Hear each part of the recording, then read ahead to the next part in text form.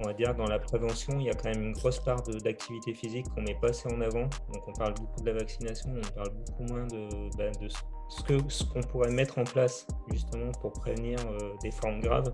Donc, c'est vraiment l'activité physique, la lutte contre l'obésité. Avant, le sport performance, pour moi, c'est le sport santé. C'est-à-dire que moi, perso, je fais du sport pas pour la performance, d'abord pour être en bonne santé, me sentir bien. Et c'est ce que j'essaye d'inculquer à mes enfants. La performance, c'est pas je fais 3 mois d'entraînement, je progresse et c'est bon. Non, c'est un schéma de performance, un projet de performance, c'est sur du long terme, c'est sur plusieurs mois, plusieurs années. Un effort de 5 minutes de PMA ne peut pas résumer ce qui va se passer dans l'organisme. Ce sont des efforts de 3, 4, 5 heures. Et pour ça, il faut aller beaucoup plus loin. Moi, à partir du moment où tous les athlètes de mon groupe, ils peuvent l'utiliser facilement, et moi, c'est ce qui m'intéresse. C'est trop facile après de te dire ouais, j'ai eu une baisse de fréquence cardiaque, j'ai progressé. Ben non, ta baisse de fréquence cardiaque, ça ne veut pas signifier que tu as progressé, ça veut surtout dire que tu es fatigué parce que ton système nerveux ne se régule plus et que ta FCL ne monte plus.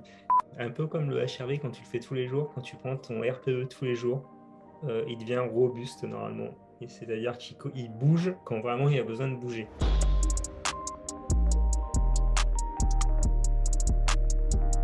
Bienvenue dans ce nouvel épisode. Avant de commencer, je voudrais dire un grand merci à Moxy Monitor, notre sponsor pour le podcast.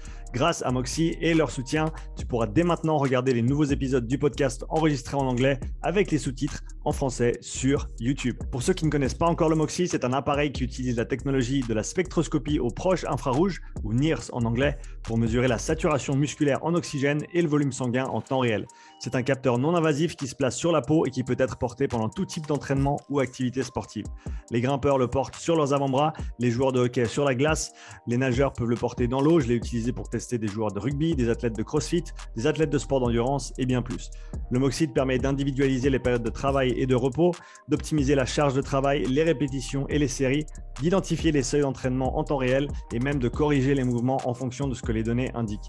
Tu peux également utiliser le Moxy pour déterminer le facteur énergétique limitant d'un athlète ainsi que ses zones d'entraînement individuelles. Ce processus te permet ensuite de cibler le facteur limitant de l'athlète avec précision afin d'améliorer sa programmation, ses entraînements ainsi que ses performances. Tu peux afficher et collecter les données sur une montre Garmin et peux également coupler le Moxy avec d'autres outils de testing physiologique tels que les systèmes VO2 Master, Pnoe et Cosmed VO2.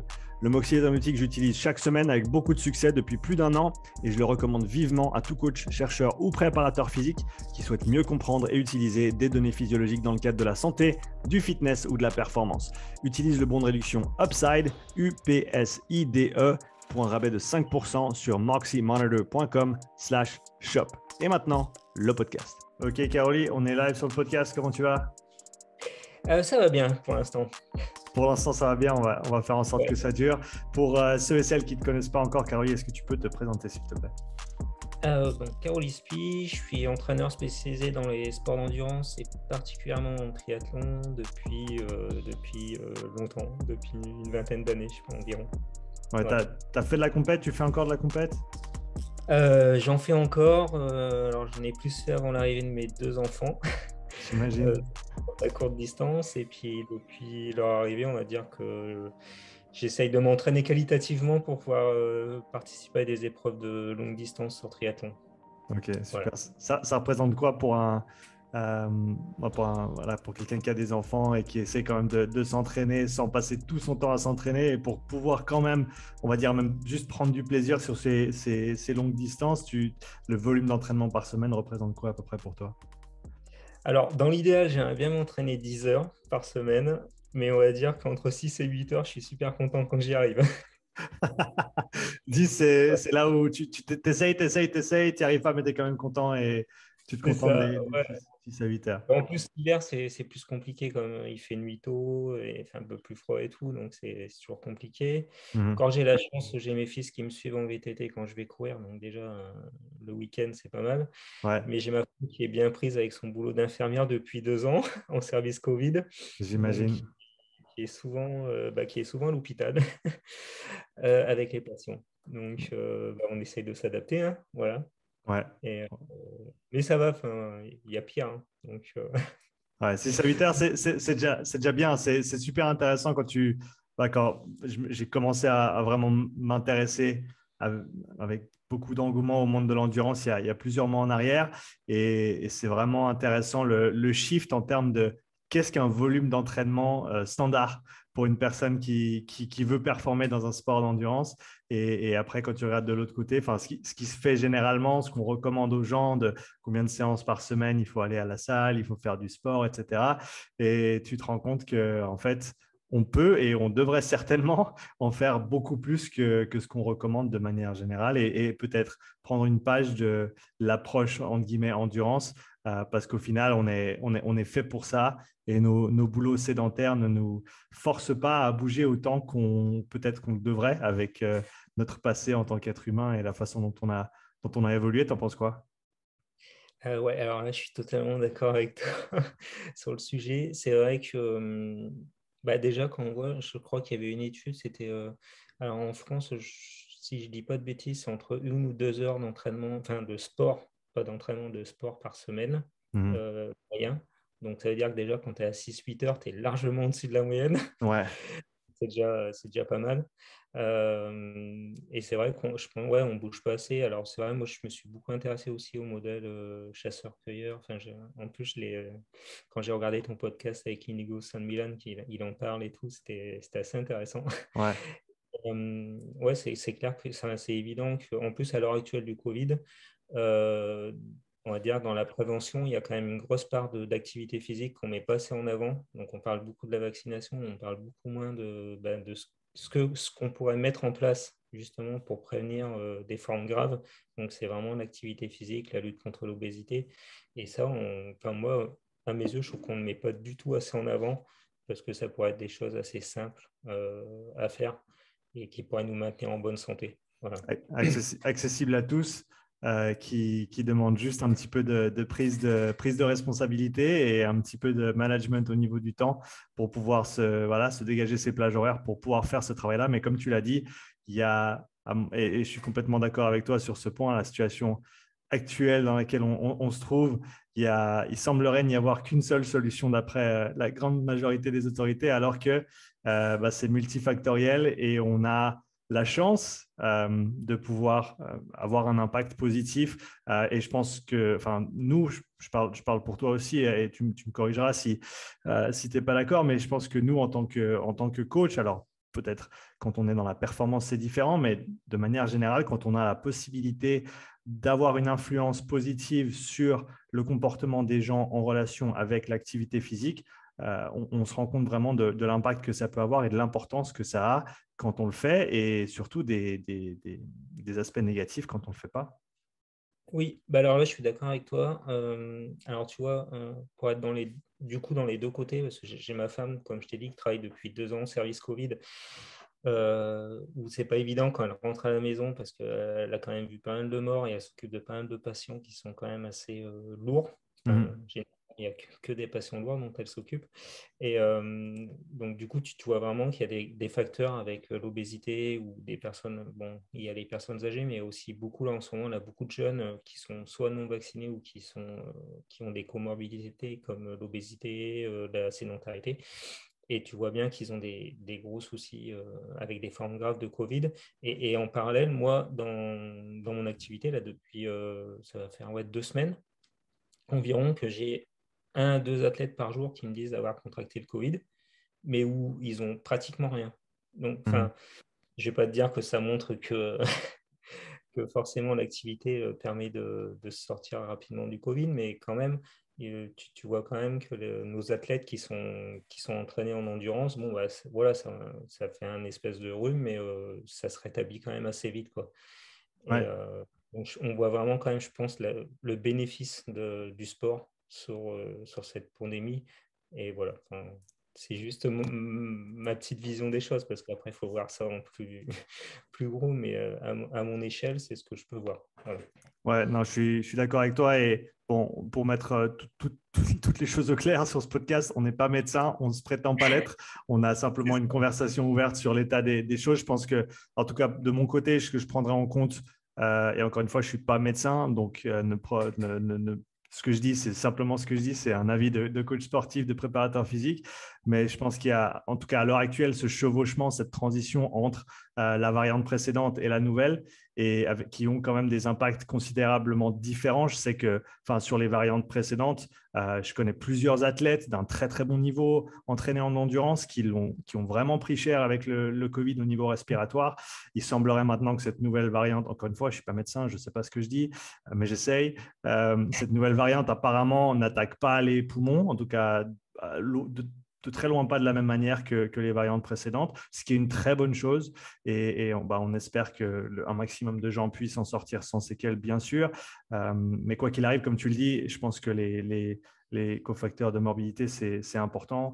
Et on espérerait qu'il ne faille pas une telle pandémie pour que les gens en prennent conscience, pour que les gens soient peut-être poussés ou encouragés à être plus actifs, à prendre soin de soi un petit peu plus, que ce soit au niveau du sommeil, que ce soit au niveau de la nutrition, au niveau de l'activité physique, toutes ces choses qui, comme tu l'as dit, vont avoir un impact considérable.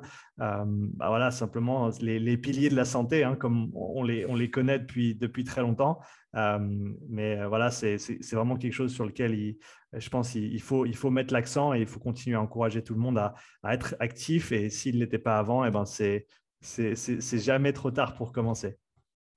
Ah mais je suis d'accord, parce que pour moi, je sais que je suis vachement axé sport performance, mais avant le sport performance, pour moi, c'est le sport santé. C'est-à-dire que moi, perso, je fais du sport pas pour la performance, d'abord pour être en bonne santé, me sentir bien. Et c'est ce que j'essaye d'inculquer à mes enfants. Parce qu'avant, j'étais conseiller technique en triathlon dans des ligues sportives en Franche-Comté et en Provence-Alpes-Côte d'Azur. Et j'ai vu trop de parents qui poussaient les enfants que sur la compétition. Donc ça, c'est une chose que je veux absolument refaire avec mes enfants, mais je veux vraiment leur apprendre que le sport, c'est la santé, c'est toute la vie. C'est pas que de la performance à un instant T, mais c'est toute la vie où on doit pratiquer le sport. Voilà.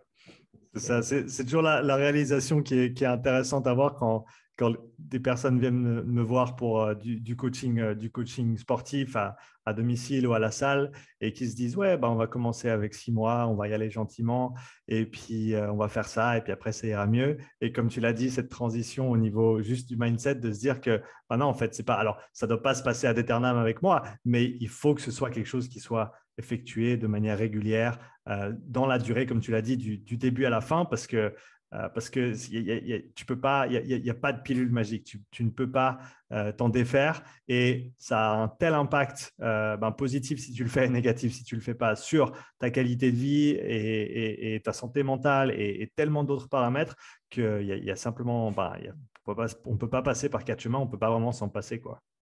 C'est ça. En plus, c'est bien parce que tu vois, ça permet de glisser aussi sur la performance parce que tu te dis que, je sais pas si toi, tu as déjà eu ça, mais moi, j'ai déjà eu beaucoup d'athlètes qui viennent et qui disent oui, alors là, je veux progresser, donc 3 mois, 6 mois et tout ça. Mais non, c'est pareil, la performance, c'est pas je fais 3 mois d'entraînement, je progresse et c'est bon.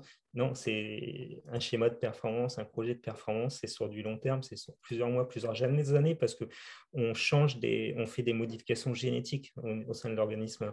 Et c'est ce que souvent, je trouve qu'il y a beaucoup d'entraîneurs qui ne le prennent pas en compte, c'est que quand on donne des séances, il ne faut pas avoir juste la vision de tiens, je fais telle ou telle séance à tel pourcentage. Non, c'est qu'est-ce qui se passe au niveau cellulaire, comment on active les voies de signalisation et comment on fait progresser l'organisme et on modifie au niveau génétique pour que l'athlète soit performant dans son activité. Voilà. Absolument. Partons là-dedans et on va parler on va parler de plein de choses aujourd'hui. J'ai plein de sujets. J'ai eu la chance hier d'écouter le podcast que tu as fait très récemment avec Mathieu Lambert, qui a le podcast Cyclisme Performance. Pour ceux que ça intéresse, allez checker son podcast. Il est vraiment chouette. Il t'a posé plein de bonnes questions et j'ai pu écrire les questions que j'aurais voulu qu'il te pose ou alors que je veux te poser aujourd'hui.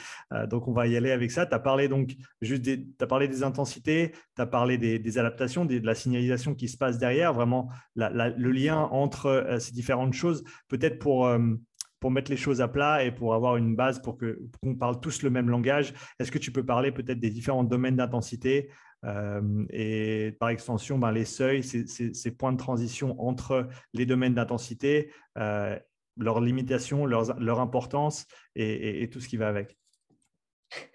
Ouais, oula, ça va être un long débat et un sujet assez intéressant. Alors, j'ai vu ton podcast, ta vidéo où tu parles des filières énergétiques et j'ai adoré parce que tout le monde parle beaucoup des filières énergétiques et tout ça.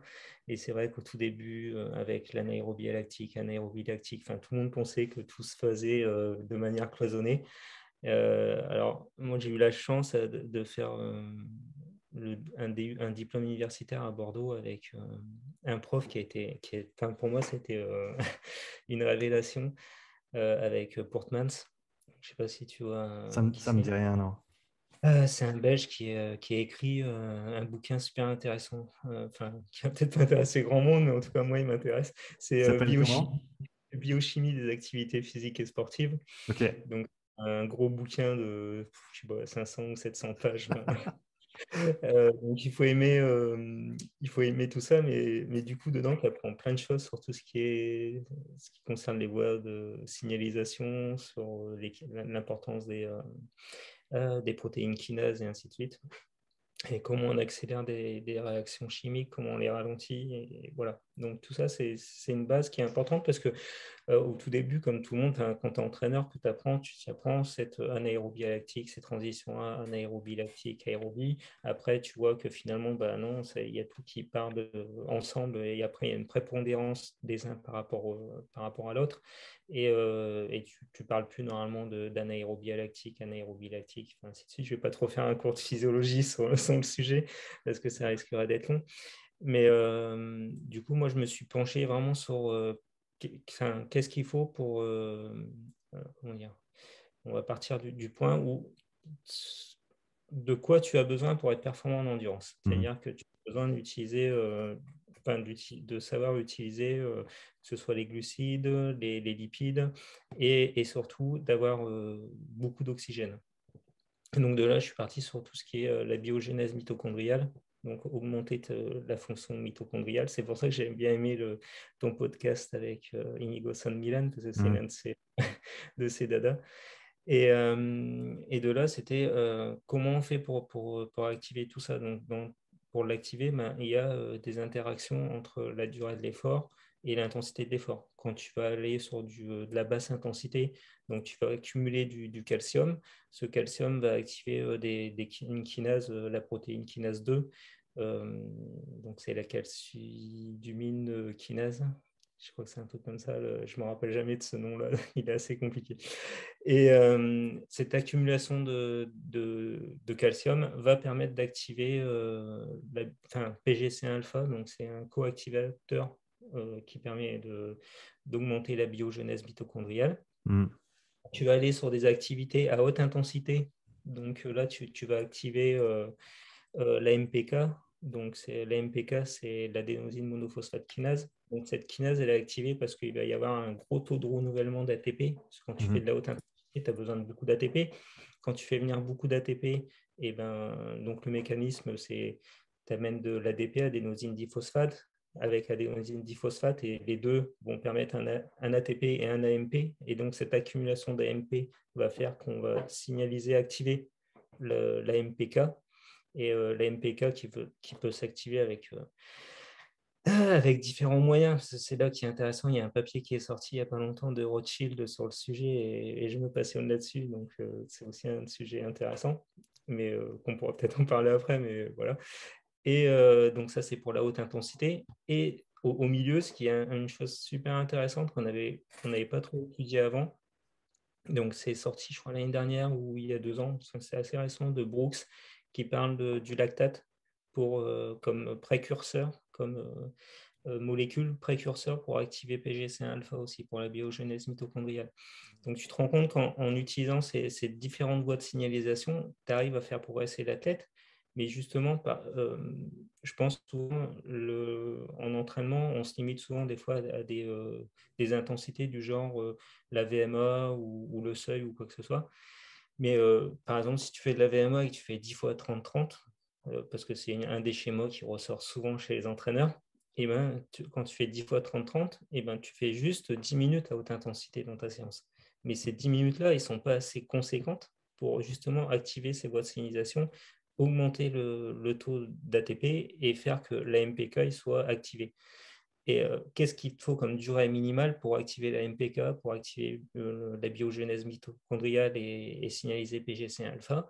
Et ben, c'est à partir de tout ça où tu arrives à comprendre ce dont a besoin l'athlète pour progresser dans son domaine de prédilection. Donc là, je me suis vraiment attaché qu'à l'endurance. Et c'est vraiment c'est tout ça qui est vraiment intéressant parce que tu vas savoir quelle durée tu as besoin. Donc, par exemple, tu veux, sur des séances à haute intensité, tu vas avoir besoin de 20 à 30 minutes sur de la haute intensité pour commencer à activer la MPK. Mais ce n'est pas non plus qu'à l'image d'une seule séance. C'est-à-dire qu'il y a eu des études qui ont montré que pour qu'il y ait vraiment, je crois qu'il y a une étude, je ne me rappelle plus de l'étude, mais elle montrait que tu as besoin de 6 à 7 séances à haute intensité pour activer 25 à 35 fois la biogenèse mitochondriale. Donc, ce n'était pas qu'à l'image d'une seule séance. Et pareil, sur une séance à basse intensité, ce n'est pas à l'image d'une seule séance, mais c'est à l'image de plusieurs séances qui va permettre d'améliorer cette fonction mitochondriale.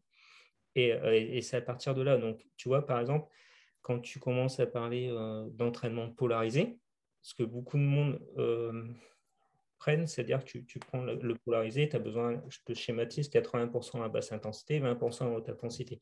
Tu prends le pyramidal, pareil, tu as un pourcentage à basse intensité, moyenne intensité, haute intensité. Mais tu n'as pas cette réflexion qui devrait être hyper importante, c'est-à-dire qu'elle est en amont de tout. C'est que quand j'utilise la polarisation d'entraînement, que j'utilise la distribution des intensités d'entraînement, en premier lieu, j'utilise la signalisation cellulaire. Parce que quand on commence à compartimenter le temps que tu veux passer dans chaque zone d'intensité, donc là, je te parle d'un modèle à 3 zones, mais ce modèle à 3 zones, c'est de la signalisation cellulaire. C'est-à-dire qu'on va partir sur, on a besoin de temps à haute intensité, temps à basse intensité. Et c'est là où tu vois que, par exemple, d'un coup, le modèle pyramidal qui met un peu plus l'accent sur l'intensité moyenne par rapport à l'entraînement polarisé, tu vois qu'il est intéressant aussi suite aux travaux de Brooks parce qu'il te permet d'activer aussi via le lactate. Donc, on accumule le lactate. Alors, il y a des gens qui vont se dire, oui, mais le lactate, tu ne l'accumules pas à intensité modérée. Ben, si, justement. Et je les invite justement à écouter le podcast d'Inigo San Milan quand il parle de mitochondrie et de l'intérêt du lactate, parce que justement, ce lactate, ce n'est pas juste en prenant à l'oreille qui est 4 millimoles, mais là, tu vas juste savoir ce qui n'a pas été utilisé par le muscle, ce qui reste dans le sang. Sauf que il y a eu des travaux qui ont bien montré qu'à partir d'une basse intensité, donc de SB1, tu commences à accumuler du lactate, mais là, tu l'utilises bien, c'est-à-dire que tu le transformes en pyruvate et tu l'utilises, et lui devient précurseur de signalisation de biogenèse mitochondriale. Donc, sur cette activité à intensité modérée, et même, tu te rends compte qu'elle est hyper intéressante pour aller améliorer ce fonctionnement mitochondrial. Donc, voilà, du coup, tu as 3 zones d'intensité, on va dire, basse, moyenne et haute, donc je n'invente rien. Mais dedans, tu commences à savoir combien tu as besoin de durée d'interaction, parce que c'est une interaction entre la durée et l'intensité qui va permettre à la tête de progresser. Ouais, et là, tu as bien décrit tout ce qui est en tout cas, les principaux canaux de signalisation qui se passent aux différentes intensités au niveau cellulaire. Et ça, c'est sans même parler des adaptations dites centrales, de ce qui se passe au niveau du cœur, au niveau du système respiratoire, au niveau vasculaire aussi, parce qu'il y a les deux. Il y a le côté utilisation d'oxygène, il y a le côté production au recyclage d'ATP, et il y a le côté apport d'oxygène qui est aussi extrêmement important dans les sports d'endurance. Et comme tu l'as dit, et au même titre que, comme tu l'as dit, avec ces différents, alors tu les appelles des zones, je les appelle des domaines, je les traduis directement de l'anglais, ils appellent ça des intensity domains, et c'est ce qu'on retrouve dans la recherche pour ceux qui lisent des papiers sur l'endurance. Quand tu vois moderate intensity, c'est comme tu l'as dit, c'est de la basse intensité ou intensité modérée. Quand tu vois heavy intensity domain, c'est entre les deux. Et ensuite, tu as le severe intensity domain qui est l'entraînement de haute intensité. Et donc, de ces 3 zones, entre guillemets, ou domaines, découlent les 5, 6 ou plus zones d'entraînement dont les gens entendent beaucoup. Tu penses qu'il y a encore beaucoup de confusion entre ces deux paradigmes différents parce que, ayant écouté beaucoup de personnes dans ce milieu récemment, les gens ne précisent pas toujours sur combien de zones ils travaillent. Et si tu travailles sur 3 ou si tu travailles sur 6 ou 7 ou 8, eh ben, tu ne vas pas avoir le même vocabulaire parce que ta zone 2 à toi, ce n'est pas la même que ma zone 2 à moi. Elle ne veut pas dire la même chose. Est-ce que tu penses qu'il faudrait peut-être approfondir ou préciser ces choses-là un petit peu plus de manière générale ou est-ce que pour toi, c'est assez clair? Alors, moi, pour être sincère, j'ai beaucoup travaillé sur les zones d'intensité avant et maintenant, je travaille, comme je t'ai dit, ouais, sur les voies de signalisation, donc je travaille sur l'interaction intensité-durée. C'est-à-dire que je me rapporte plus vraiment à zone 1, 2, 3, 4, 5, 6, 7 ou ainsi de suite, mais plus à accumuler de la durée, de la durée, justement. Enfin, c'est ça, ouais, accumuler de la durée et qui va faire de toute façon, comme il y a un lien entre la durée et l'intensité, tu ne peux pas accumuler une heure à 110% de puissance critique. Donc, forcément, enfin, tout va se moduler en fonction de cette durée. Et, il y avait Thibaut qui avait montré, Guy Thibaut qui avait montré qu'il existait un lien entre la durée et l'intensité. C'est-à-dire que ton organisme se règle automatiquement, puisque de toute façon, quand tu dois faire par exemple 20 fois 2 minutes, récup 1 minute, et ben, ton organisme, tu ne vas pas aller à la même vitesse que si tu fais 20 fois 30 secondes, hein, et ainsi de suite. Donc tout se règle automatiquement. Et c'est ça qui est bien dans le, enfin, c'est ce que j'aime dans les sports d'endurance, mais parce que en dehors de ces zones-là aussi, c'est que tu peux utiliser c'est des fuseaux afférents qui vont te donner des informations au niveau cérébral. Alors, c'est la théorie du gouverneur central de Tim Knox et tout, mais il y a plein de domaines dans lesquels tu peux aller pour améliorer les performances et ça, c'est top. Ouais, c'est super intéressant. Tu as mentionné le terme puissance critique juste avant. Donc, si on parle des seuils, toi, comment est-ce que tu détermines justement quelles sont les zones d'intensité ou quels sont les domaines d'intensité pour tes athlètes? On doit faire la distinction parce que 200 watts pour moi, ce n'est pas la même chose que 200 watts pour un coureur du Tour de France. Donc, comment est-ce que tu fais en sorte que tes athlètes aient les bonnes intensités pour travailler? Ok, ouais, c'est vrai qu'au tout début de ma carrière, j'utilisais beaucoup ce qui était VMA et PMA. Et tu te rends compte vite que c'est trop limité dans les sports d'endurance. Un effort de 5 minutes de PMA ne peut pas résumer ce qui va se passer dans l'organisme sur des efforts de 3, 4, 5 heures. Et pour ça, il faut aller beaucoup plus loin. À partir de là, tu utilises le concept qui en ce moment est quand même largement décrit. Donc, comme tu as dit, tout ce qui est puissance critique, vitesse critique, qui est la pente de la relation entre l'intensité et le temps. Donc, ce qui est assez simple au final.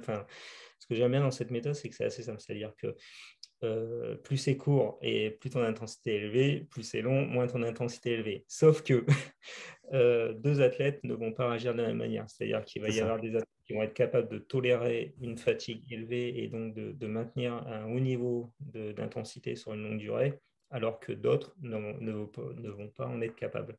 Et c'est tout l'intérêt justement du modèle d'intensité critique parce qu'il prend vraiment en compte le profil propre à chaque athlète. Donc c'est vrai que moi j'utilise ce concept-là. Et donc après j'ai adapté en fonction de la population. Donc comme je disais, moi je suis surtout dans le triathlon et principalement dans le triathlon longue distance, donc distance half et distance full Ironman.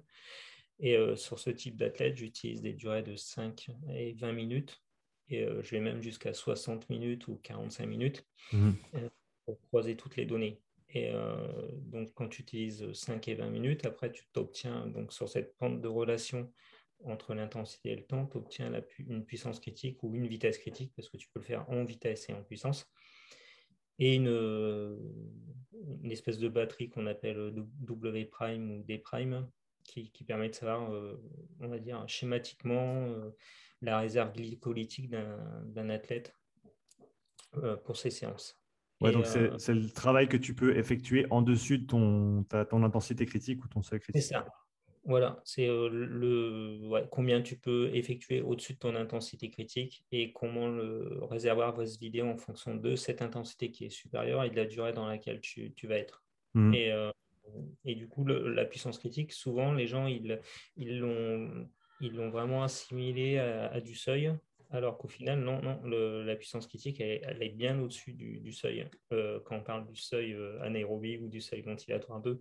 Et j'ai encore des athlètes qui me disent à chaque fois, quand on fait des études avec DFA alpha 1, où ils sont à puissance critique, enfin, en intensité modérée, et qui me disent, ouais, mais là, on était au tempo et tout, et pourtant, on est au-dessus du SV2. Et là, je leur dis, ouais, mais c'est parce que justement, la puissance critique, elle est au-dessus du SV2. Donc forcément, bah, quand tu es à 100% de puissance critique, bah, tu es sur une DFA en dessous de 0,5. Donc, Pour- ouais, Est-ce que que je disais. on parlera du DFA juste après parce que c'est une mesure qui est super intéressante, à mon avis, et extrêmement accessible. Donc, je pense que c'est important d'en parler. Est-ce que tu peux peut-être expliquer, selon toi, pourquoi, qu'est-ce qui fait cette différence entre ce seuil ventilatoire 2 et cette puissance critique? Pourquoi est-ce qu'il y a combien de différences tu vois de manière générale sur les données que tu as ou que tu as vues? Quelle est l'amplitude de différence entre ces deux points de référence, on va dire, et quelle est leur relation ou pas? Ouais, de ce que j'ai pu voir, je te dirais, je pense qu'il y a au moins 15% de plus 15%, ouais.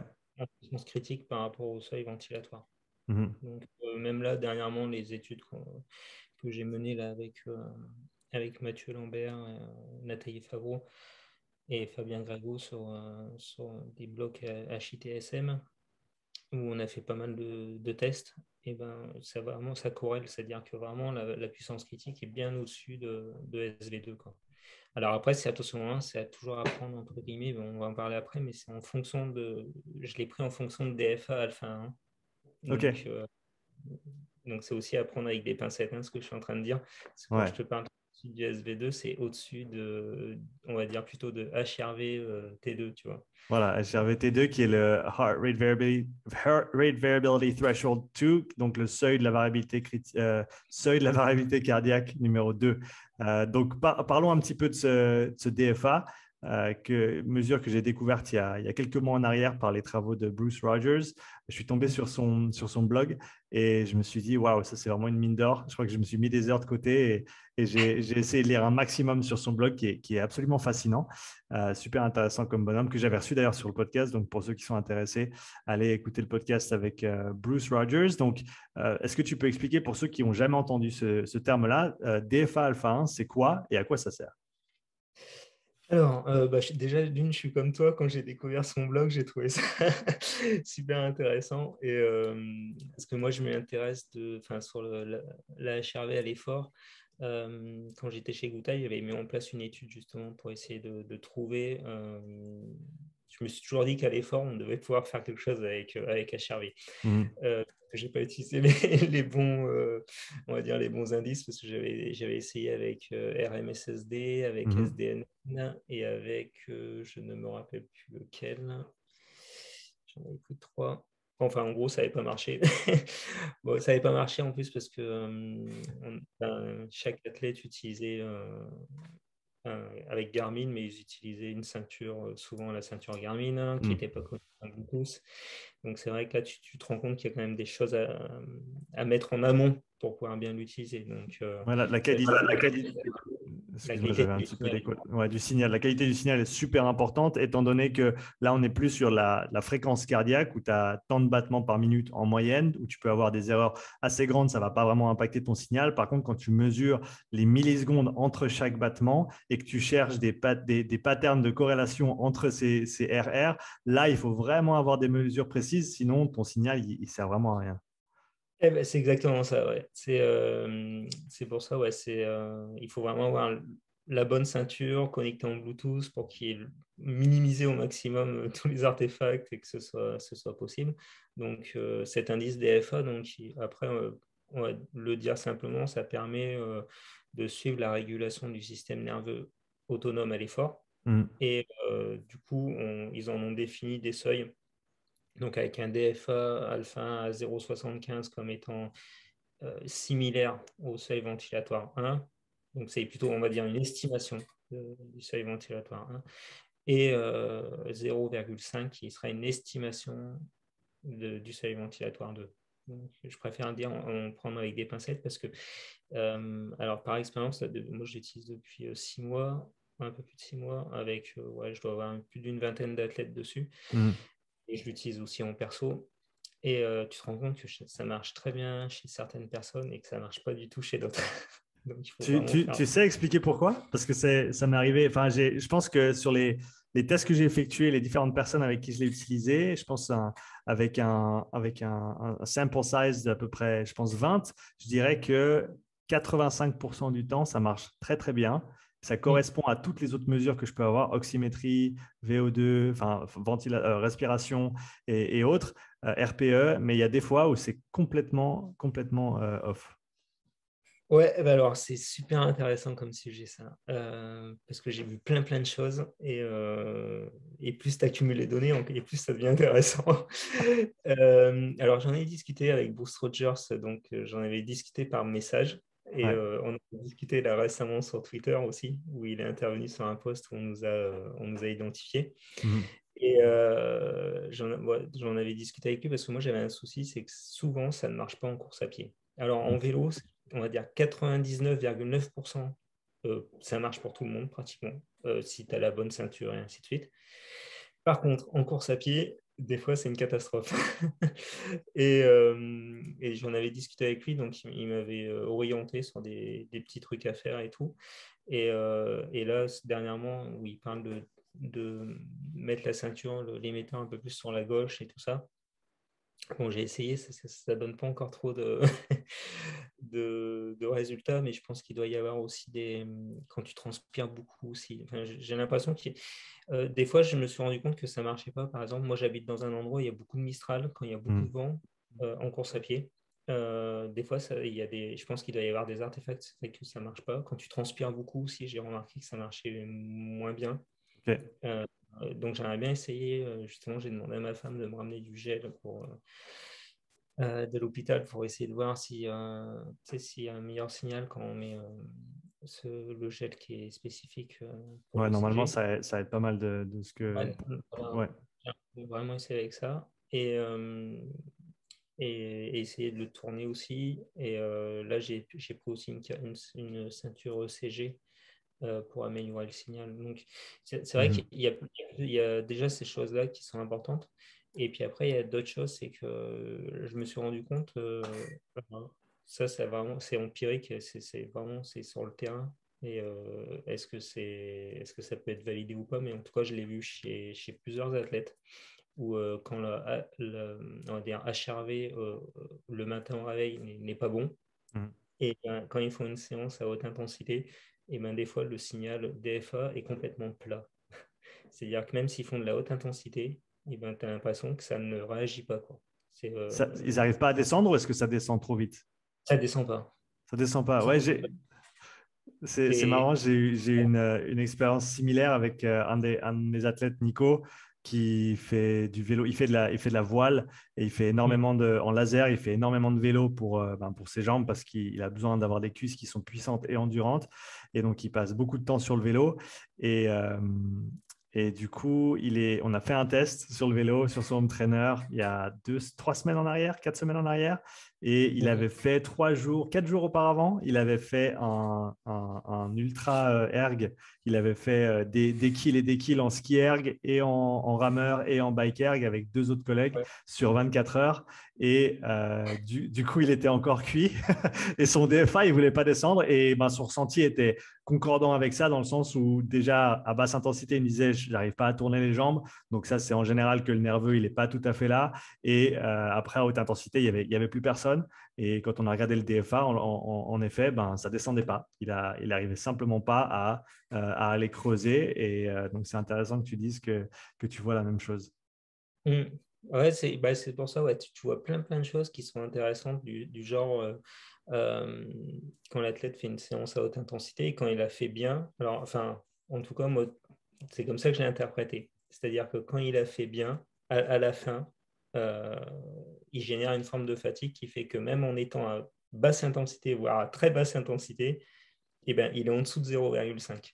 C'est-à-dire Ok. que il y a une mauvaise régulation du SNA et ça fait que même à très basse intensité, il reste on va dire, son système nerveux ne se régule pas, il reste en dessous de 0,5. Donc, c'est Mhm. ça. Et souvent, j'ai remarqué ça vraiment sur des séances où l'athlète, il va vraiment au bout et tout, et où il finit vraiment la séance vraiment fatigué, et ben ça fait ça. Et par contre, quand la séance est un peu moins bien réalisée, ben, il n'y a pas cette forme de fatigue sur la fin. Ok. Alors, c'est aussi une observation, et ça, je l'ai observé ouais, sur beaucoup d'athlètes quand même. Donc, voilà, au bout Ce d'un qui a moment. du sens, ce qui a du sens, c'est si tu vas creuser super loin au niveau nerveux, eh ben, tu vas peut-être avoir un petit peu de peine à en sortir. On parle toujours de flexibilité, autant au niveau métabolique, si on veut repasser sur le sujet on va dire, un des sujets phares de Inigo San Milan aussi, de savoir oxyder des graisses quand il faut, mais de savoir utiliser des sucres aussi à l'instant T, mais de savoir retourner rapidement à cette basse intensité. Ben, au niveau nerveux, c'est pareil, on veut avoir de la variabilité, on veut pouvoir aller chercher haut, mais on veut pouvoir en ressortir aussi parce que c'est pas bon de toujours rester au rupteur. Mais comme tu l'as dit, ben, il y a certaines séances qui vont te mettre au rupteur et qui vont peut-être t'y laisser un petit moment parce que simplement la charge était vraiment conséquente sur l'organisme. C'est ça. Et c'est là où tu vois, enfin, je trouve que le DFA, c'est vraiment quelque chose qui est assez pertinent et exploitable facilement, comme tu disais tout à l'heure. C'est ça qui est bien. Parce que pour moi, un outil, c'est intéressant quand un outil peut être approprié et utilisé facilement. Ouais, Si ça devient une usine à gaz, ben, tu le fais un petit peu et après tu t'en sers plus. Tu vois, c'est comme je disais avec Mathieu Lambert sur le précédent podcast, quand il me demandait sur la HRV le matin au réveil, ben, les protocoles tilt test où tu restes 5 minutes allongé, 5 minutes debout et tout, c'est bien 5 minutes, enfin, c'est bien une semaine, mais après tu ne le fais plus, quoi. Donc, ouais. voilà, pour qu'un outil, enfin pour moi, hein, après c'est perso, chaque personne le voit différemment, mais pour qu'un outil soit utilisé, il faut qu'il soit facile d'accès, quoi. Ouais, je suis tout à fait d'accord et je pense que enfin, c'est une des raisons pour lesquelles j'essaie de parler pas mal du DFA parce que je pense que tout ce qu'il te faut, c'est une bonne ceinture. En général, le Polar H10 serait une des meilleures options, très bon marché. Tu peux Oui, t'en sortir avec un H7 ou un H9 aussi pour ceux qui veulent économiser 30 francs. Mais en gros, il te faut ça. Ça dépend si tu es sur Android ou sur iOS, mais moi, j'utilise HRV Logger de Marco oui, Altini sur iOS qui coûte 10 francs et ça te oui, permet d'avoir un signal RR qui est brut et ensuite de le mettre dans Runalyze qui est gratuit. J'ai fait une petite vidéo hier sur comment le faire assez rapidement et ce qui te permet, comme tu l'as dit, en gros de pouvoir calibrer tes séances de basse intensité sans devoir aller te faire piquer le doigt ou l'oreille, sans devoir aller faire des tests en labo. Tu peux vraiment quantifier au jour le jour, ou qualifier au jour le jour tes séances notamment de basse intensité, mais comme tu le dis aussi potentiellement de haute intensité. Bah, je te dirais, moi j'ai des athlètes qui pourtant adoraient la puissance en vélo, Mhm. avec qui on a travaillé avec DFO en plus. Et du coup, maintenant, ils utilisent FatMaxer sur Android, Mhm. qui est très bien aussi. Du coup, maintenant, ils ont plus l'œil sur, sur le DFA que sur la puissance au final. Ouais. Et je trouve ça, c'est marrant comme tu peux changer aussi de paradigme comme ça.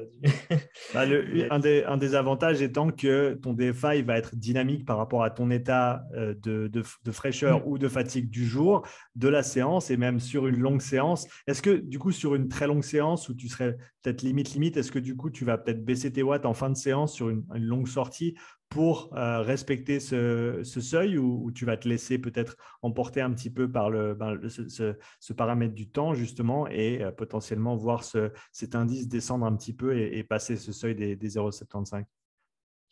alors là, le truc, c'est que par exemple, sur les séances longues, donc, là, je te parle vraiment sur du 4 heures d'effort, souvent ils sont à l'extérieur. Et à l'extérieur, malheureusement, ils n'utilisent pas l'appli. Hmm. Euh, donc, ils l'ont pas en visu. Et on le voit après. C'est vrai qu'il n'y a pas encore beaucoup de possibilités. Alors, si tu as la possibilité de mettre ton smartphone sur le vélo comme un compteur, mais c'est vrai que ça, il n'y a pas beaucoup de monde qui le fait. On a déjà les compteurs et tout. Hmm. Et il n'y a pas encore, enfin, pour l'instant, il n'y a que sur le 1030 où tu peux avoir DFA en direct. Ok. Euh, il n'y a aucun autre GPS Garmin qui permet de l'avoir en live. Et c'est vrai que tout le monde ne possède pas le 1030 parce que le 1030 c'est le haut de gamme de chez chez Garmin, je crois qu'il est à 600 euros, un truc comme ça. Ouais. Et du coup, là, on le regarde a posteriori. Et ce que je me rends compte, là, justement, j'en discutais avec plusieurs entraîneurs qui me posaient la question. Et par exemple, sur les séances de tempo, donc où on est plus, tu vois, sur les personnes qui font de l'Ironman, où je suis plus sur du 90% de puissance critique. Ben, 90% de puissance critique, ils sont en dessous de 0,5 de Mhm. DFA. Mhm. Et, alors tu te dirais que tiens, ben, finalement, une séance à 90%, normalement, tu devrais être entre les deux. Et ben non, et encore plus, enfin, je pense que ça vient aussi de tout ce qui est accumulation de chaleur endogène et tout, qui fait que au bout d'un moment, tu passes en dessous de 0,5. Mhm. Euh, Et et qui donc doit tu vois une descente progressive du coup sur ces plus longues séances? Oui, ouais. Et bah, par exemple, sur des longues séances sur home trainer, donc vraiment là à l'intérieur où généralement, on va dire qu'ils ont plus de chaleur endogène, puisque Mhm. forcément, t'as pas le vent qui vient contre toi, t'as pas l'air qui te permet de refroidir. Mhm. Et ben, là, tu vois encore plus l'effet sur le DFA, ça baisse encore plus. Donc, j'ai l'impression. Enfin, je pense qu'il DFA doit également réagir à la chaleur, au stress thermique. Alors, je crois avoir vu passer un papier là-dessus. Je n'ai pas approfondi encore, mais parce que j'avais lu, je crois que c'était Marco Altini qui en parlait de l'intérêt de DFA quand tu vas faire des stages en altitude. Parce que du coup, ça te permet de quantifier directement ton intensité et de pas passer par les phases d'acclimatation. Enfin, tu as toujours besoin d'acclimatation, mais du coup, tu peux vraiment gérer ton intensité sans avoir besoin d'aller faire un test de- pour déterminer tes allures en altitude. Et que là, bah, en suivant DFA, bah, tu adaptes tes allures grâce à DFA en altitude. Et je crois qu'il y a eu un article, mais j'en suis pas très certain, donc je préfère pas avancer. Mais justement par rapport au stress thermique, euh, qui serait aussi intéressant avec DFA. Mhm. Alors, affaire à suivre au niveau de la chaleur. Tu as parlé de la HRV au repos tout à l'heure. Moi, j'utilise depuis 4 ou 5 mois maintenant HRV for Training de Marco Altini, justement. Et donc, je crois que tu en as parlé également. Ça se fait avec le téléphone, avec la caméra, en fait. Et ça prend 1 minute. Et comme tu l'as dit, c'est beaucoup plus attrayant que même de devoir mettre une ceinture cardiaque quand tu te lèves et devoir rester couché pendant un certain temps. Encore une fois, on en revient peut-être à la démocratisation à l'accès de certaines technologies qui nous permettent d'avoir accès à des indices qu'on n'avait pas 5 ou 10 ans en arrière. Oui, bah c'est clair, hein, moi, j'ai utilisé vachement bah ouais, j'avais fait la formation avec Laurent Schmitt. Enfin, on avait utilisé tout ce qui était basse et haute fréquence, mais tu te rends compte que c'est hyper complexe et puis Ouais. ça réagit à plein de choses. C'est-à-dire les hautes et basses fréquences, déjà la fréquence respiratoire a une énorme influence dessus. Donc, c'est-à-dire que déjà, si tu respires mal, tu peux avoir des résultats différents. Moi, j'avais été vachement surpris à chaque fois quand j'utilisais cette approche-là, du style le lendemain d'un Ironman, des fois, ça montrait qu'ils étaient plus en forme que le jour ou la veille d'un Ironman. Et surtout, c'est qu'au bout d'un moment, les athlètes, ils le font et puis ils arrêtent de le faire parce que c'est trop contraignant. Enfin, Mhm. même des athlètes professionnels qui ont que ça à faire, normalement, ben, au bout d'un moment, enfin, c'était quand même. C'est quand même pas évident le matin de mettre ta ceinture, de rester allongé. En plus, justement, la HRV, à la base, ça a quand même été créé pour des incontinents, pour l'incontinence urinaire. C'est-à-dire qu'il faut que tu ailles vider la vessie avant de faire ton test et tout ça, pour avoir des bons résultats sur les hautes et basses fréquences. Mhm. Alors que tu te rends compte que ce qu'a utilisé Marco Alcini avec HRV for Training, c'est quand même beaucoup plus facile d'accès grâce au RMSSD qui a moins d'influence et où la fréquence respiratoire elle a moins d'influence sur le RMSSD. Donc, et en pratique, à partir du moment où tu peux le faire tous les jours, du coup, vu que tu accumules beaucoup de données, bah, Mhm. ça devient consistant. Ouais. C'est plus consistant que si tu le fais à l'échelle de quelques jours, tu arrêtes, tu recommences, tu arrêtes. Voilà. Ouais. C'est vrai que les travaux récents qui montrent qu'avec la caméra, tu as des résultats qui sont similaires qu'avec la Polar H10 et tout ça. Donc, ça montre aussi que voilà, c'est intéressant et puis c'est accessible. C'est-à-dire que moi, à partir du moment où tous les athlètes de mon groupe, ils peuvent l'utiliser facilement, et moi, c'est ce qui m'intéresse, quoi. Voilà, c'est qu'on puisse tous l'utiliser. Ouais, une des choses que ça a mis en avant pour moi, bon, je le savais avant, mais je ne savais pas à quel point, c'est l'influence, à quel point l'alcool, c'est un poison. Et comme ça te ruine absolument au niveau physiologique. Je sais que le matin, si j'ai bu le soir d'avant, je bois pas beaucoup, enfin, je bois beaucoup moins que quand j'étais ado, ça c'est clair. Ayant joué au rugby, c'était c'était un petit peu tout le temps. Euh, mais je vois maintenant que vraiment, voilà, j'ai entre 5 et 10 battements en dessus de ma moyenne normale. Et voilà, je suis vraiment au fond du bac au niveau nerveux, quoi. C'est vraiment impressionnant l'effet que ça a. Et je me demande comment j'ai survécu toutes ces années, toutes mes années en tant qu'adolescent, quand j'allais au pub 3 fois par semaine, 4 fois par semaine, et que je jouais encore, et que je travaillais encore par-dessus. Ça devait être les hormones, je pense. Non, mais franchement, c'est vrai que ça marche vraiment bien. Alors, j'ai pas fait sur l'alcool, j'ai pas regardé. Alors, j'ai un problème gastrique, moi je peux pas boire, donc j'ai jamais pu T'as de la boire de ma vie. chance. Ouais, il y a tout le monde qui me dit ça. Du coup, j'ai toujours fait le Sam de tout le monde. Mais, mais ouais, non, dès que je bois un peu d'alcool, je reste allongé pendant une demi-heure tellement j'ai mal au ventre. Enfin, c'est une catastrophe. Ok. Et pourtant, j'habitais dans le Nord avant, donc tu vois, c'est... l'alcool, non, je vais stigmatiser si je dis que les nordistes, ils boivent plus que les sudistes en France. Ça se rapproche de l'Angleterre, donc je pense pas que ce soit si faux que ça. Bien vu. Mais par contre, ce que je peux te dire, c'est que la HRV, quand tu te vaccines, alors je sais pas si toi tu l'as vu, mais le vaccin, ça fait énormément chuter. Hmm. Euh, moi, j'ai vu chez les athlètes des chutes libres de l'indice HRV. Et également le Covid. Là, j'ai eu un athlète là, qui a attrapé le Covid, qui l'a suivi tous les jours, il a utilisé. Et c'est une baisse, mais flagrante, quoi. Mais un truc de fou. Et ça dure, ça perdure dans le temps ou est-ce que ça rebondit assez vite? C'est environ. Alors, ce qui est marrant, c'est que les deux, que ce soit vaccination ou Covid, ça réagit de la même manière, environ. Et tu en as environ t'as une chute entre 5 et 7 jours. Et après, ça met 5 à 7 jours pour remonter. Donc, tu vois, en moyenne, ça veut dire que tu en as au moins pour 10 jours avant de retrouver un statut normal, quoi. Ouais. Ouais, alors, je ne l'ai pas vu personnellement parce que le Covid, je l'avais chopé avant que ce soit cool en février 2020. Et donc, je ne l'ai pas rechopé depuis, à part peut-être, je crois, il y a 2 semaines en arrière, juste avant de partir en vacances. Et du coup, avec ma femme, pendant une journée, pendant 36 heures, j'étais fatigué. J'avais un gros mal de tête, chose qui m'arrive jamais. Et il me semble que c'était à peu près tout. Mais c'est passé après 48 heures. Cependant, j'ai fait des autotests, j'étais négatif. Je ne suis pas allé faire un Ouais, PCR parce que c'est clair. c'était pas pertinent à ce moment-là. Mais et j'ai vu une grosse chute aussi, mais c'était de l'ordre de 2, 3 jours. Mais encore une fois, je pense qu'avec ce nouveau variant, c'est possible que, enfin, c'est presque un, c'est pas, voilà, je suis pas médecin, mais c'est presque pas le même truc, quoi. En tout cas, c'est pas du tout la même réaction enfin, des gens que je côtoie qui sont autour de moi. D'ailleurs, tout le monde là en ce moment. J'ai tous mes clients qui m'écrivent, ouais, non, on se voit pas la semaine prochaine parce qu'on est en quarantaine, toute la famille, euh, vacciné ou pas, enfin, tout le monde y passe.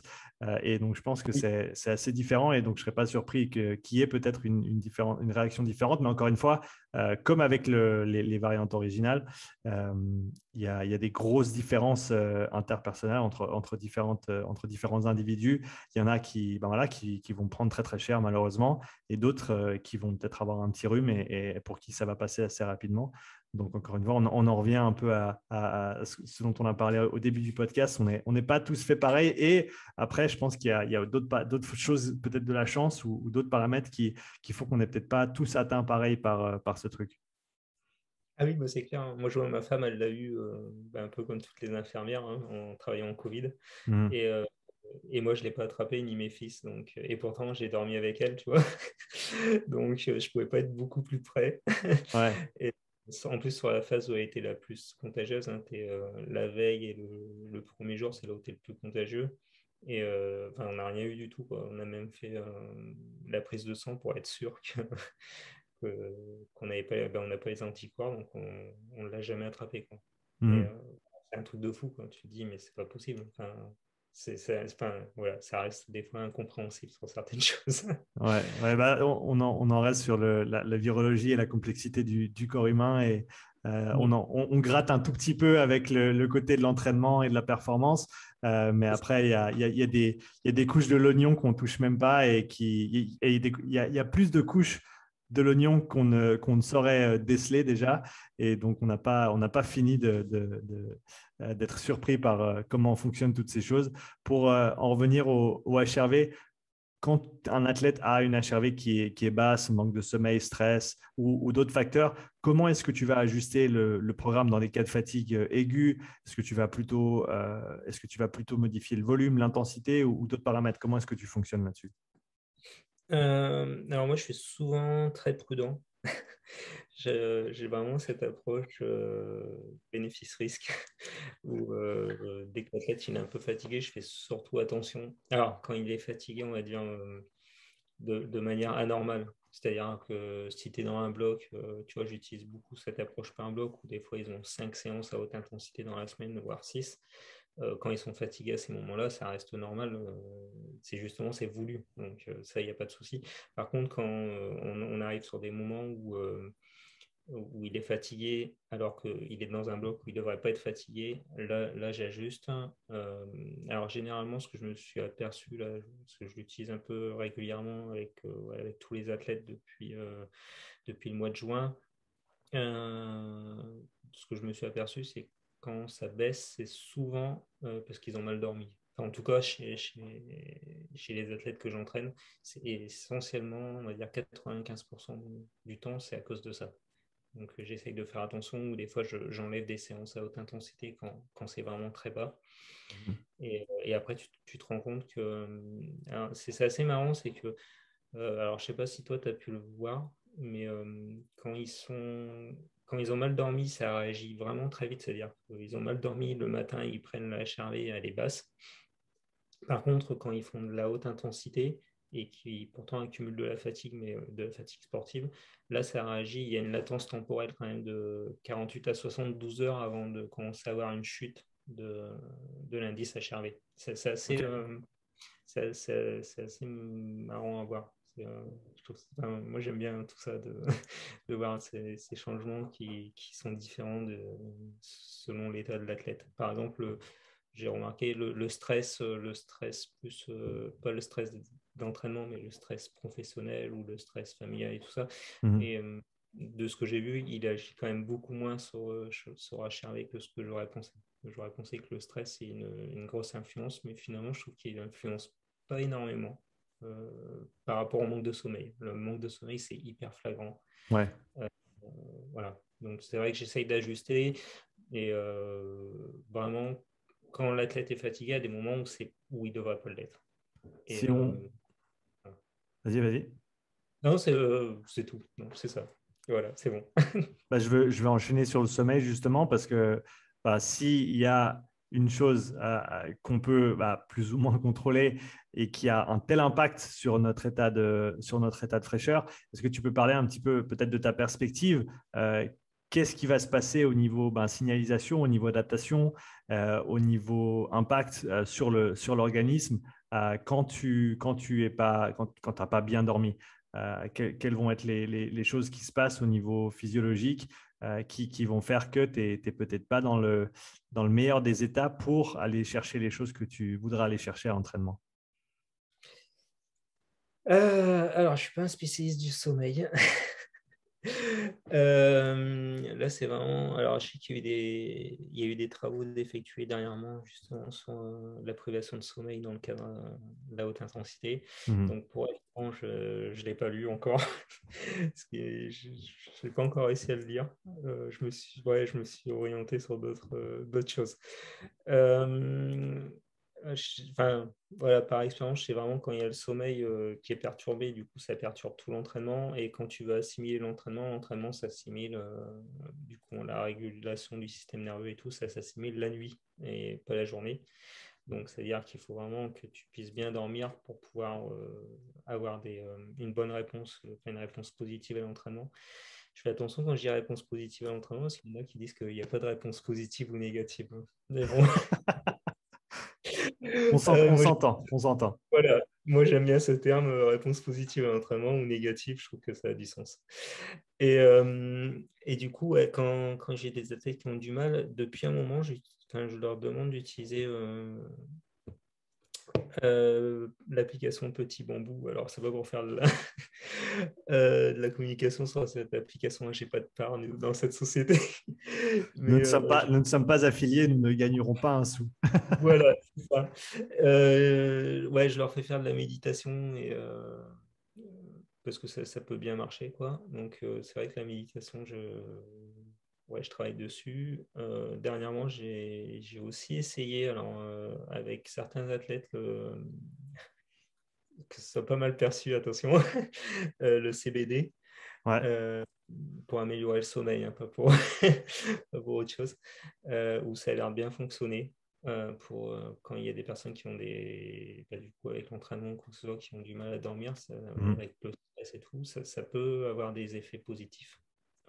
Voilà, tu vois, enfin, je pense un peu comme tout le monde, essayer de chercher des choses qui peuvent aider les athlètes tout le temps. C'est-à-dire un peu, chercher les petits facteurs qui peuvent les aider, quoi. Donc, Ouais. c'est vrai que la méditation, le CBD, ça peut être des choses qui peuvent aider. Ouais, personnellement, je sais que ce que je fais avant de dormir va avoir un gros impact sur, un, ma capacité à m'endormir et deux, la qualité de sommeil derrière. Je sais que les écrans avant le coucher, ça marche pas avec. Et je pense que la plupart des gens non plus. J'ai les lunettes, des blue blockers Mm. après, comment quantifier si ça a un effet significatif ou pas, ça c'est difficile à dire, mais euh, ce qu'on a commencé à faire avec ma femme, c'est le soir, pas d'écran, à peu près une demi-heure, une heure avant d'aller se coucher. Et en général, on lit avant de dormir. En tout cas, les soirs où je suis sage, je lis avant de dormir. Et on le fait on le fait à la bougie. Et il semblerait que, enfin, moi, ça m'endort. Ça marche assez bien. Et plutôt que l'écran qui me garde réveillé. Et donc, je trouve que ça marche assez bien. Et faut trouver un bon livre que tu as envie de lire, comme ça tu essaies de rester debout, mais tu as ton environnement et ton état qui fait que tu fatigues et tu as envie de dormir. Mais comme tu l'as dit, je pense qu'il y a plein de stratégies différentes qui peuvent être mises en place pour améliorer le sommeil et ça vaut la peine de les explorer et potentiellement de les exploiter parce que le sommeil, on ne peut pas s'en passer et plus tu en as, mieux. C'est une des rares choses, je dis toujours, c'est une des rares choses qui, de laquelle on peut parler en termes absolus, où on peut dire que plus de sommeil, c'est mieux. Il y a, Oui, c'est, oui, c'est, ouais, c'est- en parlant de sommeil, j'ai entraîné des athlètes qui se sont présentés au GIGN, c'est Mhm. de sélection GIGN, et ils me disaient le plus dur, c'est dans leur test, c'est la privation de sommeil. En gros, ils les privent de sommeil pendant tout le test pour faire ressortir justement ta personnalité, parce que du coup, enfin, on va dire le plus mauvais de ta personnalité, parce que la privation de sommeil, c'est ce qui va se produire, et comment tu assimiles ce manque de sommeil. Donc c'est vrai que comme tu dis, ouais, le sommeil, c'est ce qui est le plus important, mais chez tout le monde, quoi. Là, c'est universel. C'est-à-dire que tu ne peux pas fonctionner sans sommeil au bout d'un moment. Et c'est vrai. Moi, j'avais bossé avec un pilote du Dakar qui était dans les meilleurs du Dakar. Et on avait travaillé un petit peu sur tout ce qui était. Euh, ah, je vais réussir. L'hypnose, hein, voilà, pour Ouais. améliorer le sommeil aussi. Parce que sur le Dakar, ton temps de sommeil est quand même limité avec tout ce que tu dois faire juste après la course pour la moto et le campement et tout ça. Donc, il faut hyper optimiser le sommeil. Donc, Mhm. ça, c'était aussi ouais, j'avais fait de la préparation physique là-dedans. Ça m'avait vachement plu. C'était assez intéressant. C'était Ouais. plein de choses. Donc pour ceux qui nous écoutent, s'il est tard, éteins le téléphone, va dormir. Si c'est la journée, il n'y a pas de problème, continue à écouter. On enchaîne. Caroline, je voulais parler de l'analyse de séance. Quand tu vas analyser les séances de tes athlètes, parce que tu travailles principalement ou exclusivement même à distance, il me semble, euh, Comment est-ce que tu vas regarder? On va commencer avec des séances de basse intensité. Quels paramètres tu vas observer et qui vont te permettre de juger de la qualité ou de la réussite ou non d'une séance? Et après, on peut parler de la même idée, mais sur le travail de haute intensité. Hmm. Euh, Après, ouais, on va dire il y a eu l'avant DFA et l'après DFA. Donc, l'avant DFA. Fais l'après DFA, comme ça les gens ils sont à jour et ça leur forcera à aller utiliser cette technologie Non, mais qui est super intéressante et qui est accessible à tous. non, j'utilise encore les deux approches parce que c'est important de tout croiser. Enfin, j'aime bien Mhm. croiser. En gros, que ce soit à basse ou à haute intensité, je fais beaucoup de croisements entre l'intensité développée sur la séance et à l'image des séances qui ont eu lieu précédemment et la réponse cardiaque et le RPE. Donc, je croise Mhm. les données et je regarde s'il y a une amélioration. Tu vois, là, dernièrement, quand j'ai un athlète qui a participé au protocole où on a mis 5 séances à haute intensité en place là, sur 7 jours. Et j'avais des triathlètes dedans. Et il y en a deux qui m'ont fait part de leur sentiment de s'être amélioré en course à pied. Alors que c'était pas du tout voulu parce on a utilisé que du vélo et au final, c'est en course à pied. Et on s'est senti super bien. C'est toujours ça qui est marrant. Et, euh, et du coup, j'ai vachement analysé leurs séances à basse intensité aussi. Et tu te rends compte il y a une amélioration cardiaque, c'est-à-dire que le RPE, pour un RPE égal, il court plus vite avec une EFC plus basse. Donc, c'est super cool. Ouais. Donc, ça, c'est un des critères d'analyse, c'est comment réagit la fréquence cardiaque en fonction de l'intensité et en fonction du RPE. Parce que tu peux pas. Enfin, ces trois paramètres-là, ils doivent être étudiés ensemble. Si tu les étudies pas ensemble, du coup, tu passes à côté d'éléments. C'est trop facile après de te dire ouais, j'ai eu une baisse de fréquence cardiaque, j'ai progressé. Ben non, ta baisse de fréquence cardiaque, ça ne veut pas signifier que tu as progressé, ça veut surtout dire que tu es fatigué parce que ton système nerveux ne se régule plus et que ta FCL ne monte plus. C'est encore plus grave que si elle monte. Tu vois, quand j'ai un athlète qui me dit ouais, là j'ai couru à basse intensité, ma FCL est élevée, je dis c'est pas grave, c'est à l'image d'une séance, ça va passer. Je préfère que tu aies une FC élevée plutôt que d'en avoir une très basse, quoi. Parce Mhm. que pas du tout le même niveau de fatigue. Une FC rapide, allez, en 1 ou 2 entraînements, ça se règle. Une FC basse parce que tu es fatigué, ça met beaucoup plus de temps à se récupérer. Ouais. Ouais, donc tu utilises ces trois, si je ne me trompe pas, hein, c'est les trois P de Steven Seiler, c'est tu as la puissance, tu as la physiologie, donc la charge interne et tu as la perception aussi, et qui, comme tu l'as dit, sont indissociables les uns des autres. Certains diraient que le RPE, c'est une mesure qui est subjective et d'autres diraient que c'est la seule mesure qui importe. Qu'est-ce que tu en penses? Ouais, alors ça, j'ai beaucoup entendu. Euh, alors, euh, alors, je vais te faire la réponse comme je fais à chaque fois aux athlètes. Et c'est que, un peu comme le HRV, quand tu le fais tous les jours, quand tu prends ton RPE tous les jours, il devient robuste normalement. Et c'est-à-dire qu'il bouge quand vraiment il y a besoin de bouger. C'est-à-dire que, par exemple, si tu quantifies toujours une séance à 3 sur 10, par exemple, et que d'un coup, cette séance, tu viens à la quantifier 5 sur 10 ou 1 sur 10, c'est qu'il y a eu quelque chose. Donc, et vu que tu quantifies tout le temps, et ben, c'est la somme des données qui vont arriver qui vont faire que, au final, tu vois, j'ai des athlètes qui me disent, ouais, mais par exemple, là, j'ai fait une séance à basse intensité, est-ce que c'est normal que je donne 3? Et là, à chaque fois, je leur dis, mais c'est toi qui. Moi, par exemple, je sais, souvent, j'ai une tendance à coter bas. Mais c'est pas grave, parce que de toute façon, toutes mes séances, je les cote bas. Mhm. Donc, à partir du moment où je vais commencer à la coter haut, c'est que de toute façon, il va y avoir un problème, tu vois. Ouais. Donc, et voilà, c'est la robustesse des données, c'est quand tu commences à avoir de la consistance, ben, c'est quand il y a un petit changement dans ces données. Donc, pour moi, le RPE, il est fiable et c'est vrai que normalement, enfin, comme tu dis, il y en a beaucoup qui le mettent en avant comme étant la donnée la plus importante. Et moi, je pense qu'elle est importante. Après, elle est importante, mais tu ne peux pas la dissocier des autres. C'est-à-dire que tout est important et il faut que tu étudies le tout ensemble et pas qu'un seul critère. Et c'est vrai Ouais. que je me suis intéressé beaucoup à ça quand j'avais lu les travaux de Lamberts. sur la fréquence cardiaque avec son test en vélo, Mhm. Lambert. Et après, j'avais travaillé au tout début, quand j'avais commencé avec Bouteille, j'avais bossé avec Yann Lemeur, qui avait fait des travaux sur la Ouais. fatigue et justement qui avait mis en avant cette fréquence cardiaque plus basse avec un RPE plus élevé, et qu'il fallait prendre les 3 critères en compte pour essayer de l'étudier. Donc, et je trouve que c'est une chose pareille, hein, c'est quelque chose qui peut être facile à mettre en place.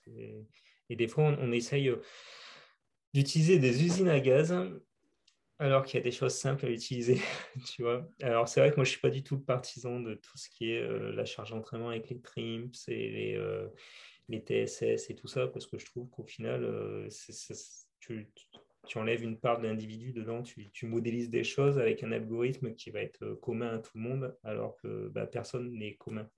Tout le monde est différent. Et au final, ce RPE, ce wellness, cet HRV qui évolue dans le temps, cette fréquence cardiaque propre à chaque individu qui évolue dans le temps, c'est ça qui est intéressant à étudier.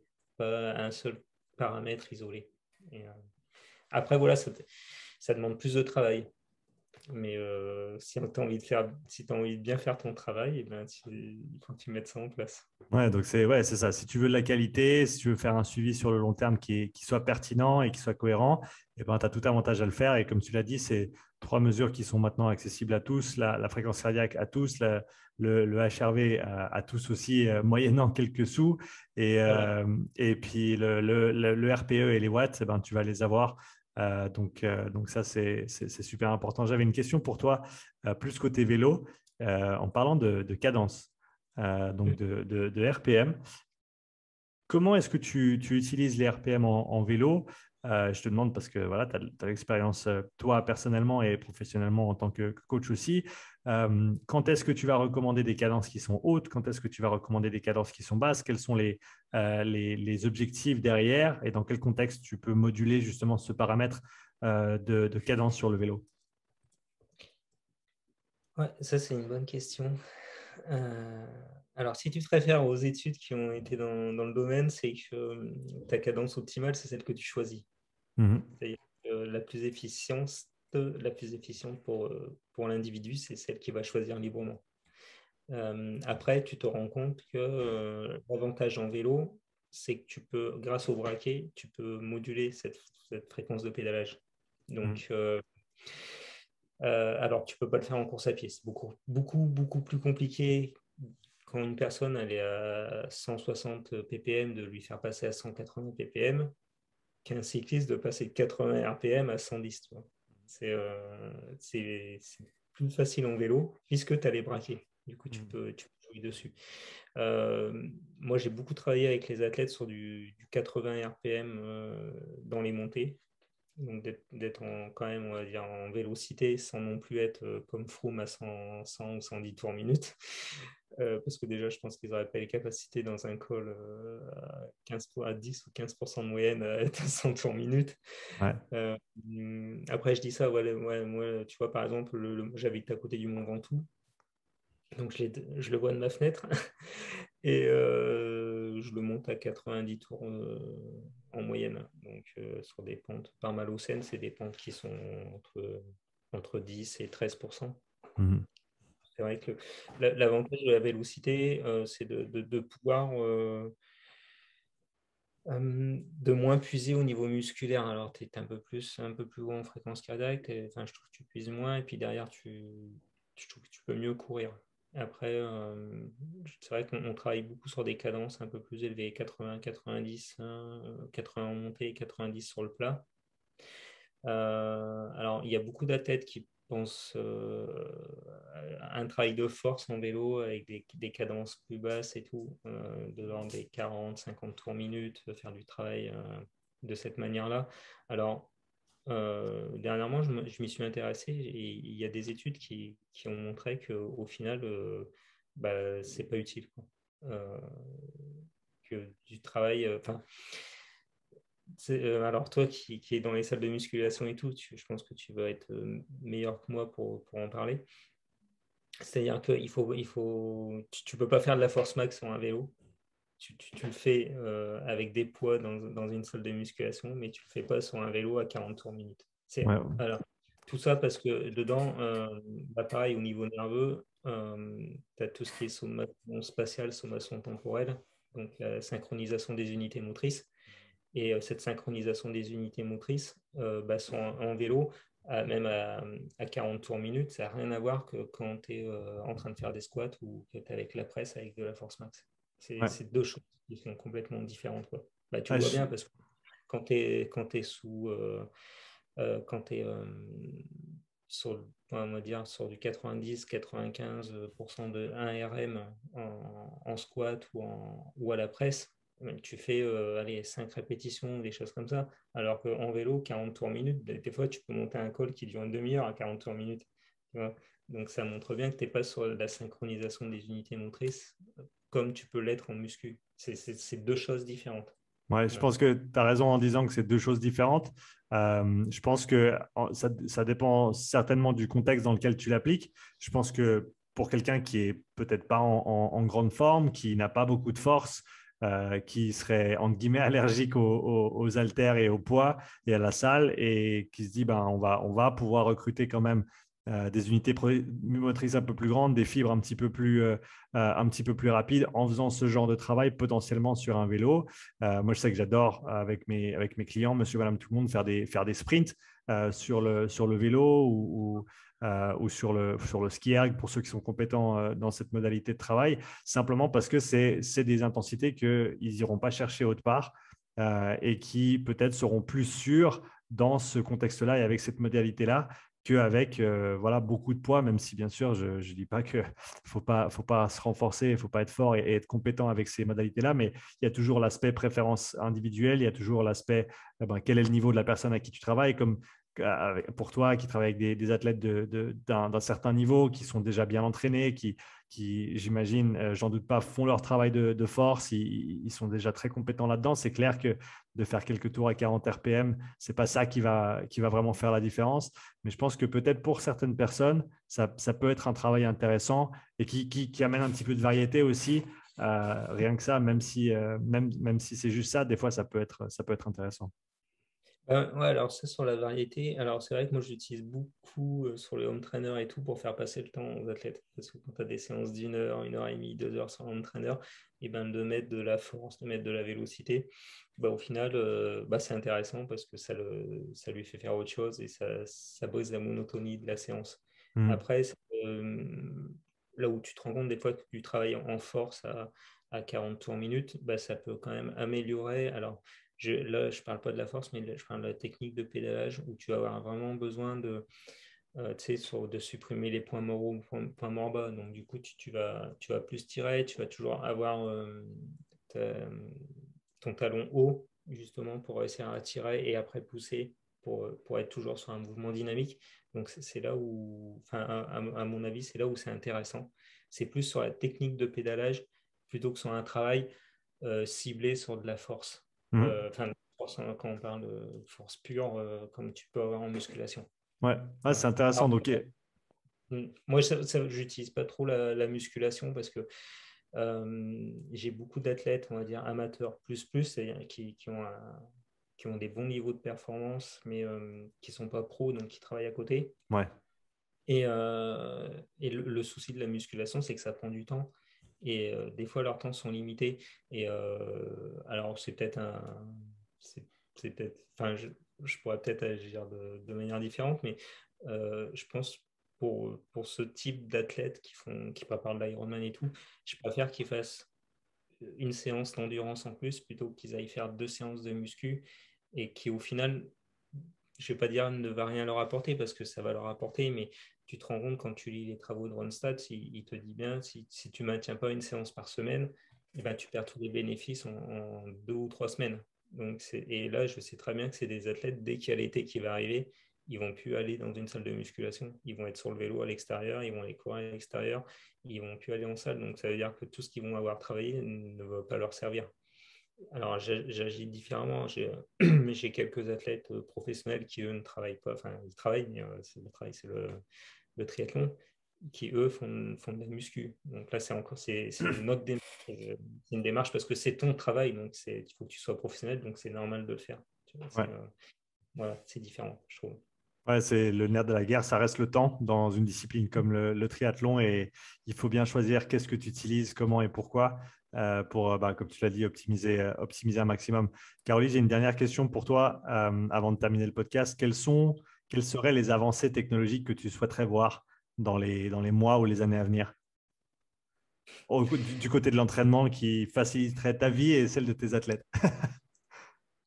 Euh, un peu ce que je t'ai dit tout à l'heure, enfin, il y a deux choses que j'aimerais bien et que je trouvais intéressantes. C'est qu'à chaque séance, tu vois, qu'on prenne un morceau de la séance et qu'on le mette en relation au niveau de l'intensité, de la réponse cardiaque et du RPE, et qu'on puisse à chaque fois mettre en relation à l'extérieur. C'est ce que j'avais essayé de faire avec l'application GoodTime, et c'est hyper compliqué, c'est-à-dire de réussir à trouver des endroits au sein d'une séance qui sont identiques. Et tu te rends compte que c'est très facile sur un tapis roulant ou sur un home trainer à l'intérieur parce que c'est standardisé. Par contre, dès que tu vas à l'extérieur, c'est hyper compliqué parce que tu peux avoir du vent, tu peux avoir la pluie, tu peux avoir un terrain qui tu montes, tu descends. Enfin, tu n'as jamais les mêmes conditions et c'est beaucoup plus compliqué de réussir à analyser ça. Donc, ça va avoir quelque chose qui puisse automatiser des analyses pour ne pas les perdre et d'avoir le DFA alpha un peu plus facilement sur les devices, sur les GPS pour l'avoir en direct, mais surtout pour que derrière, tu puisses t'en servir pour que vraiment sur la distribution des intensités d'entraînement, parce que tu te rends compte qu'au final, tu penses donner à un athlète à te dire je fais 80%, je te schématise, mais tu fais 80% à basse intensité et 20% à haute intensité, ben, tu te rends compte que quand tu étudies vraiment avec DFA, ben, c'est pas du tout ça des fois. Et de faire du DIE grâce au DFA, ça serait cool. Alors, il y a Runalize, mais Runalize le fait pour l'instant qu'à l'échelle de la séance. Mhm. Mais ils ne le mettent pas encore parce que je pense que c'est compliqué aussi par rapport à tous ces problèmes aussi d'artefacts et tout ça. Mhm. Mais de l'avoir à l'échelle de combien de temps j'ai passé en dessous de 0,5, au-dessus de 0,75 et tout ça, à l'échelle de la semaine, à l'échelle du mois, à l'échelle de l'année, je pense que ce serait super intéressant. Ouais, ouais, je suis d'accord avec toi. Je pense que J'ai écrit à Marco d'ailleurs. Je lui ai demandé quand est-ce que le HRV Logger pourrait afficher le DFA en temps réel pour qu'on puisse. On a été deux alors. Eh ben, c'est bien. Alors, pour ceux qui écoutent, vous allez sur Twitter, vous cherchez Marco Altini, vous lui envoyez un tweet ou un message et vous lui dites qu'il faut qu'il ajoute la fonction DFA Alpha 1 en temps réel sur l'application HRV Logger. Merci beaucoup. Comme ça, on poussera un petit peu dans le bon sens. Caroline, merci beaucoup pour ton temps aujourd'hui. C'était vraiment chouette de pouvoir échanger avec toi. Où est-ce que les gens peuvent te retrouver sur les réseaux? J'ai un site internet ksendurancetraining.com, sur Facebook, KS Endurance Training, sur Instagram pareil et sur Twitter. Voilà. Super. Sur les réseaux. Ben, écoute, les liens seront dans la description du podcast. Merci encore d'avoir participé, c'était vraiment chouette. Merci, c'est sympa. À bientôt. À bientôt. Ciao. Ciao. Merci d'avoir écouté cet épisode. Si tu souhaites soutenir le podcast, prends quelques instants pour laisser un témoignage écrit et 5 étoiles sur l'application Apple Podcast. Si tu veux revoir cet épisode, tu retrouveras l'enregistrement vidéo complet sur ma chaîne YouTube.